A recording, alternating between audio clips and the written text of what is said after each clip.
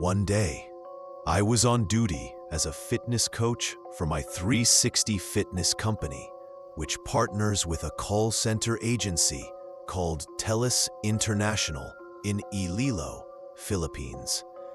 My shift started at 6 a.m. and ended at 3 p.m. I woke up early, made breakfast, prepped my lunch, took a bath, changed into my work clothes, and headed straight to a nearby Jeep stop. I rode a Jeep toward my workplace, located on the 15th floor of SM Strata. I got off in front of SM City at exactly 5 a.m. and crossed the overpass from SM Mall to SM Strata.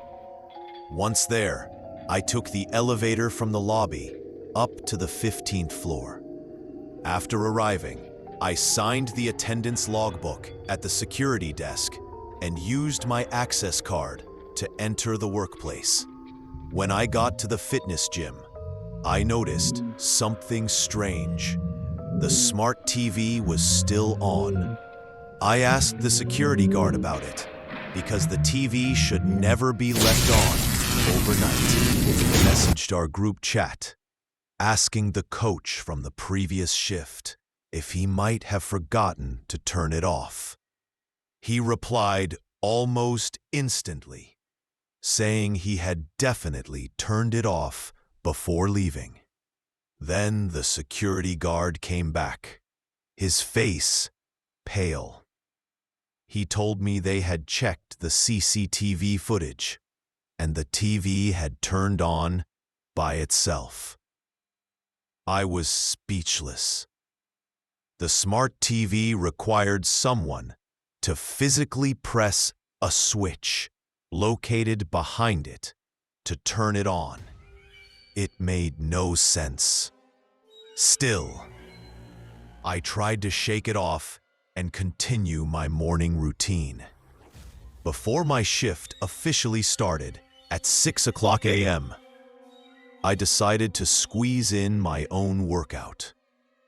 It was leg day, Smith machine barbell squats, deadlifts, Romanian deadlifts, Bulgarian split squats, and dumbbell calf raises. After my workout, I stretched, then headed to the shower room. As the water ran over me, I suddenly heard a faint sound. I froze. I knew for a fact I was alone in the gym. I tried to brush it off. Maybe it was just a pipe or the sound of water. But then I heard it again, louder this time.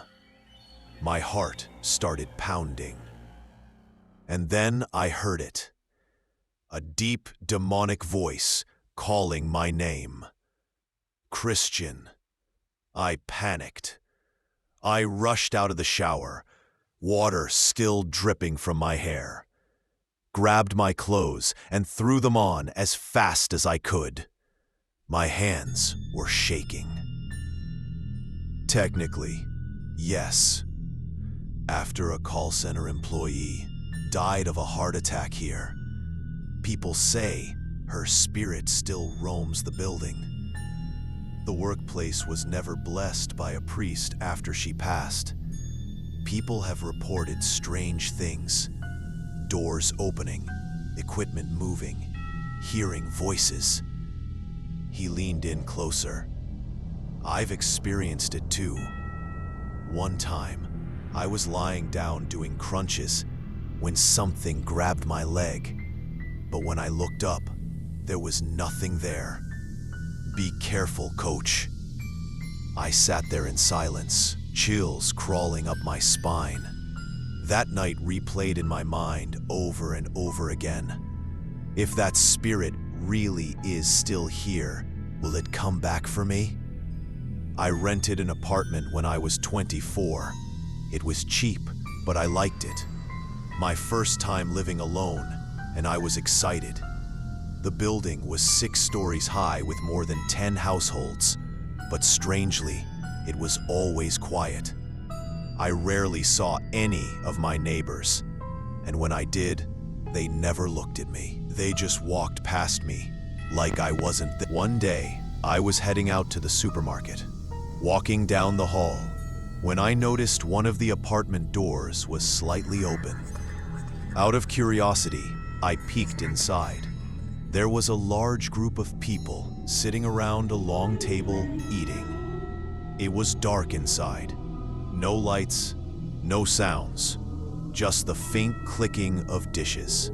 Every window was covered by thick curtains, and the whole place looked like it was drenched in shadow. Before I could process what I was seeing, the door slammed shut right in my face. I jumped but brushed it off, thinking maybe the wind caught it. I went to the store, bought what I needed, and then came back. When the elevator doors opened on my floor, I froze. There was a crowd of people standing right in front of me. Their faces were pale, their expressions blank, but their eyes, they were angry. They just stood there staring. None of them moved. None of them spoke. The silence felt suffocating. Then one of them leaned in close and whispered, "Invite us." His voice was so quiet, it barely sounded human. I forced a nervous smile and tried to squeeze past them. As I did, a horrible stench hit me. Something foul and rotten, and I nearly gagged. When I turned around, the elevator doors closed behind me, and they were gone. That uneasy feeling stuck with me all night. A few days later, I came home from work to see police cars parked out front.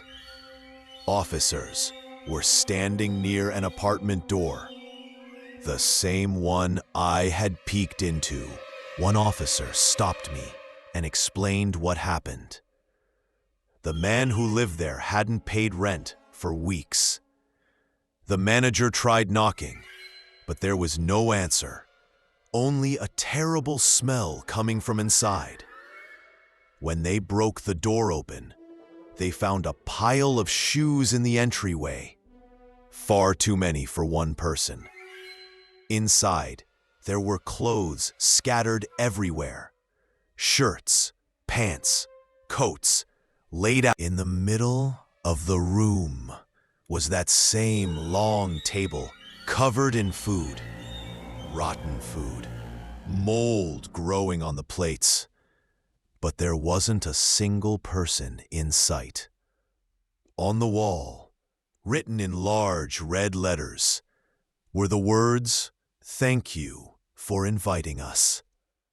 The tenant was never found. I didn't know his name or his face, so I couldn't help the police.